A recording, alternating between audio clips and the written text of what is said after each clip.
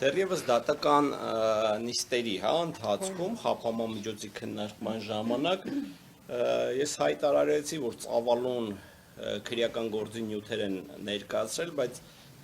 որևիցե մի փաստական տվյալ չկա, որ այդ գործը կապ ու առնչություն ունի Սամվել Կարապետյանի հետ։ Այդ գործի մեջ տարատեսակ ընկերությունների անուններ կարող եք տեսնել, տարատեսակ անձանց անուններ կարող եք տեսնել, բայց փաստական հիմք ու հիմնավորվածություն, որ խոսել այդ գործը կապ ու առնչություն ունի Սամվել Կարապետյանի հետ, դա զրոյական է։ Իրականում գործ ունենք բացարձակապես քաղաքական հետապնդման հետ եւ մի հատ sense շատ ակներև հանգամանք ես կցանկանամ, որ մեր հանրությունը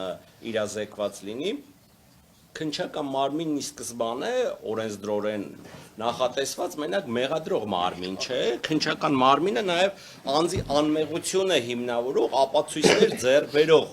կառույց է, այսինքն քննչական մարմինը պետք է ինչպես ապացույցներ ձեռք բերի մեղավորությունը հաստատող, այնպես էլ պետք է ձեռք բերի այդ անմեղությունը հերքող ապացույցներ, այսինքն օբյեկտիվ ապացույցներ պետք է ձեռք բերի, բայց այս քրեական գործը այն բացառիկ գործերից մեկն է, որին Պաշտպանական կողմը թերևս կարողացել է պաշտոնապես հասնել նրան ու հիմնավորել ու ապացուցել, որ վարույթ իրականացնող մարմինը ձեռք է բերում բացառապես շինծու եւ մեղադրական թեկումով ապացույցներ։ Ու այն հարցադրմանը, որ օրինակ բա այս մարդուն ինչի չեք հարցաքննել, այն մարդուն ինչի չեք հարցաքննել, մեզ տրվող պատասխանը շատ ուղիղ է ու դիպուկ։ Չենք հարցաքննել, որովհետեւ մտավախություն ունենք, որ այդ մարդը հնարավոր է իօգուտ ձեզ է ցուցմունք տալու։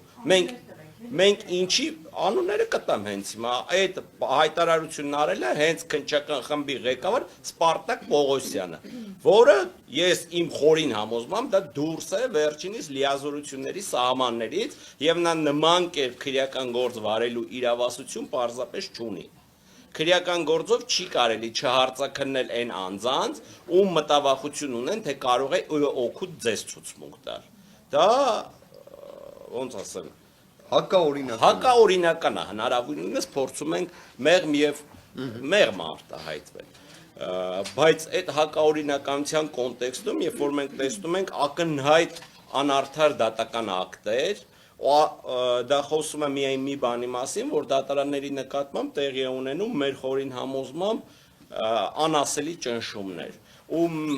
իմ մոտ, իմ գործընկերների մոտ վստահ եմ նաև շատ մեծ հիասթափություն առաջացավ, երբ որ այդ անասելի մեծ ճնշումներին տուրք տվեց հենց ամենաարագը Հայաստանի Հանրապետության Վճռաբեկ դատարանը, իդեմս հակակոռուպցիոն պալատի, որ այդ դատական ակտը ստորագրած դատավորների կարգապահական պատասխանատվության հարցն ենք մենք բարձրացրել, դիմել ենք էթիկայի հանձնաժողովին եւ խնդրել ենք օրինակի համար պարզել, այդ ոնց է լինում, որ մի շարք տարբեր գործերով, ընդ որում իմ գործընկերը ուսումնասիրություններ արել եւ կոնկրետ գործեր ենք մատնանշել, մի շարք տարբեր գործերով վերջիններս ամիսներ է տևում, շատ դեպքերում նաև տարի է տևում, որ որոշում են կայացնում, իսկ Սամվել Կարապետյանի գործով ընդամենը 10 քանի օրվա մեջ իրանք շատ մեծ արագությամբ որոշում կայացրեցին, որ իբրև թե առկա է հիմնավոր կասկած։ Այն դեպքում, երբ որ մենք այդ հիմնավոր կասկածի հերկմանը շատ մեծ դժվարությամբ հասել էինք մոտ 3 կամ 4 դատական այցյաններում, այսինքն 3-4 դատական այցյաններով մենք հերկել էինք, որ այդ հոդվածներով բացակայում է հիմնավոր կասկածը, բայց անասելի արագությամբ ու պրակտիկայում երբևէ չհանդիպած դեպքով Վճռաբեկ դատարանը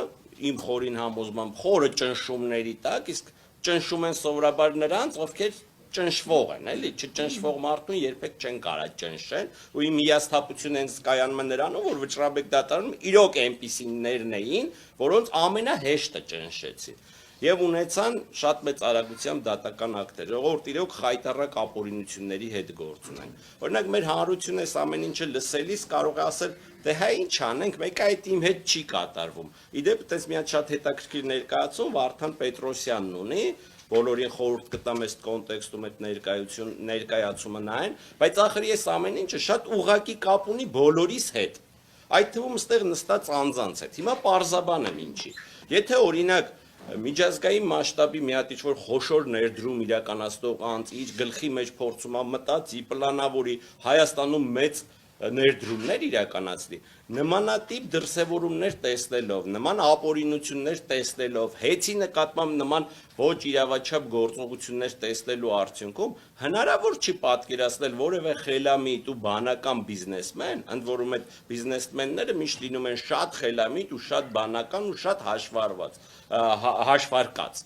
բացառում է գալ են հետևության, որ մեր երկրում կանեն խոշոր ներդրումներ։ Իսկ եթե խոշոր ներդրումներ մեր երկրում չիրականացնեն, դա հենց այ բոլորիս է վերաբերում, դա բոլորիս խնդիրն է։ Եվ մենք պետքա բոլորով պայքարենք մեր երկրում տիրող այ նմանատիպ ապօրինությունների համար, քանի որ դրանք հենց ուղղակիորեն նաև վերաբերում են հենց մեզ։